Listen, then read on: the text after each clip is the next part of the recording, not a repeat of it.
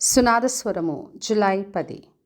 వారు కోరిన రేవునకు ఆయన వారిని నడిపించెను. కీర్తనలు 107, 30. మరి ప్రజలందరూ కూడా ప్రయాణాలు చేస్తున్నప్పుడు వాళ్ళు ఒక దగ్గరికి వెళ్ళాలని చెప్పి బయలుదేరినప్పుడు మధ్యలో తుఫాను సమస్యలు వచ్చినప్పుడు వాళ్ళందరూ కేకలు పెడుతూ దేవుని సన్నిధిలో మొరపెట్టినప్పుడు దేవుడు ఆ తుఫాన్ని ఆపివేసి వాళ్ళందరినీ కూడా నెమ్మదిపరిచి కోరిన రేవునకు నడిపించాడు. అదే ఈ రోజున వాగ్దానం చేస్తున్నాడు.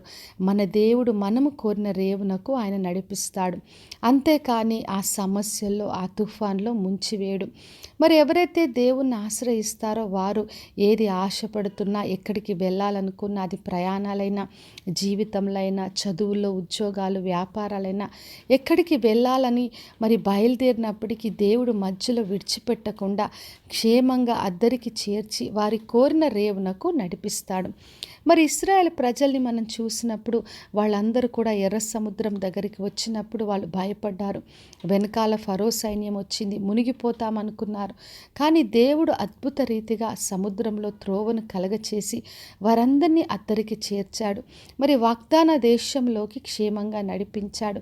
మరి మన దేవుడు మనం కోరిన రేవునకు నడిపిస్తాడు, క్షేమంగా తీసుకొని వెళ్తాడు. అంతేకాని మార్గ మధ్యలో మనల్ని ఆ శ్రమలో ముంచివేయడు.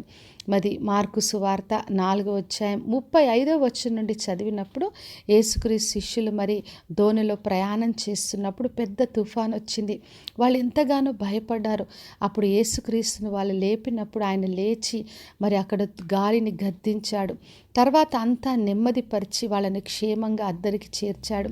మరి మన ప్రభు ఎటువంటి తుఫాన్లున్నా వాటన్నింటినీ కూడా నెమ్మదిపరిచే దేవుడు. ఆ సముద్రాన్ని అంతా అణిచివేసి మనకున్న సమస్యలన్నీ తొలగించి మనలను క్షేమంగా కోరిన రేవునకు నడిపిస్తాడు.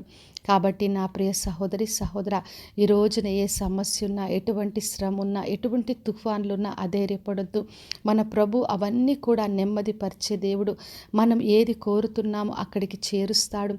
మన వాగ్దాన దేశంలోకి నడిపిస్తాడు. అంతేకాని మనల్ని అందులో పడిపోయి మునిగిపోనీయడు. కాబట్టి విశ్వాసంతో ఆయన్ని ఆశ్రయిద్దాం.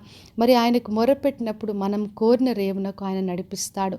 ఆయనను ఆశ్రయించి ఆయన ద్వారా అద్దరికి చేరుదాం. ప్రార్థన చేసుకుందాం. పరలోకమందున్న మా తండ్రి, మా దేవ, ఈరోజు ఇచ్చిన వాగ్దానం కొరకే వందనాలు. ప్రతి ఒక్కరిని దీవించి ఆశీర్వదించండి ప్రభువ.